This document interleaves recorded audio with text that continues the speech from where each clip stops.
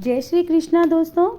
योगिनी एकादशी की आप सबको बहुत बहुत शुभकामनाएं। योगिनी एकादशी आषाढ़ में कृष्ण पक्ष में आती है। युधिष्ठिर ने कहा, हे केशव, मैंने जेठ मास के शुक्ल पक्ष की निर्जला एकादशी की कथा सुनी। अब आप कृपा करके आषाढ़ मास के कृष्ण पक्ष की एकादशी का नाम तथा उसकी विधि और महात्म का वर्णन कीजिए। तब श्री योगेश्वर कृष्ण जी ने कहा, हे राजन, आषाढ़ मास के कृष्ण पक्ष की एकादशी का नाम योगिनी है। इसका व्रत करने से समस्त पाप क्षीण हो जाते हैं और यह इस लोक में भोग तथा परलोक में मुक्ति प्रदान करने वाली है। इसके विषय में मैं तुमसे एक कथा कहता हूँ जो कि पुराणों में वर्णित है। आप वह ध्यानपूर्वक सुनिए। हे युधिष्ठिर, कुबेर नाम एक विख्यात राजा अति शिव भक्त था। वह अलकापुरी नगर में राज्य करता था। उसके यहाँ पूजा के निमित्त फूल लाने वाली माली हेममाली नाम का एक यक्ष था।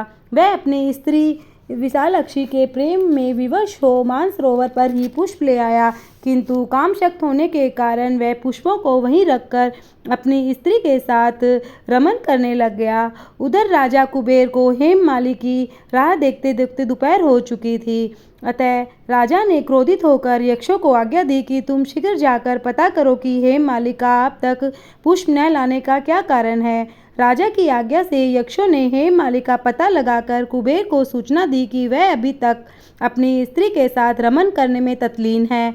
इस कारण से वह अभी तक आपके पास फूल लेकर नहीं आ पाया।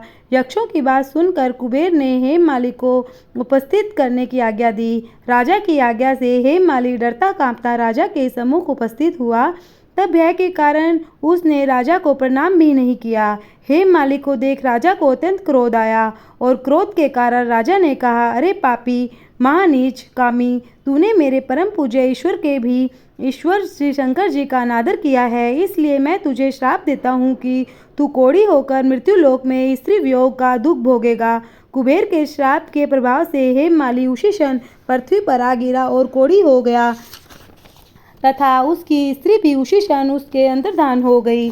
वह मृत्युलोक में आकर अत्यंत दुख भोगने लगा, किंतु शिवजी की भक्ति के प्रभाव से उसकी बुद्धि मलिन नहीं हुई थी। वह अपने पूर्व जन्म के कर्मों का स्मरण करता हुआ हिमालय पर्वत की ओर चल दिया। तब वह कुछ दिन मार्ग के चलने के पश्चात मार्कंडेय मुनि के आश्रम पर पहुंचा। वे ऋषि अत्यंत तपशाली और वृद्ध थे। उनका वह आश्रम ब्रह्मा भी सभा के समान शोभायमान प्रतीत हो रहा था। मुनि को देखकर वह हेममाली उनके निकट पहुंचा। उन्हें प्रणाम करके उनके चरणों में गिर पड़ा।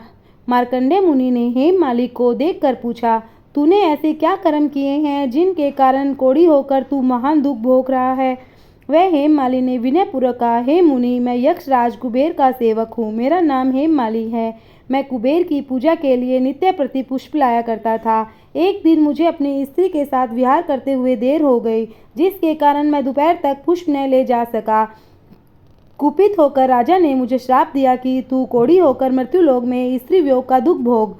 मेरे कोढ़ी होने और दुख उठाने का यही कारण है। हे मुनि, कृपा करके आप मुझे कोई ऐसा उपाय बताइए जिससे मेरी मुक्ति हो। मार्कंडेय मुनि ने कहा, हे माली, यदि तू आषाढ़ माह के कृष्ण पक्ष की योगिनी नामक एकादशी का व्रत करे तो अवश्य तेरा कल्याण होगा। मुनि के कहने पर हेममाली ने विधि अनुसार योगिनी एकादशी का व्रत किया, जिसके प्रभाव से वह अपने स्वरूप को प्राप्त हो अपनी स्त्री के साथ विहार करने लगा। हे राजन, इस व्रत के करने का फल 88 सहस्त्र ब्राह्मणों को भोजन कराने के फल के समान होता है, जिससे समस्त पाप नष्ट होकर स्वर्ग की प्राप्ति होती है। जय श्री कृष्णा। राधे राधे।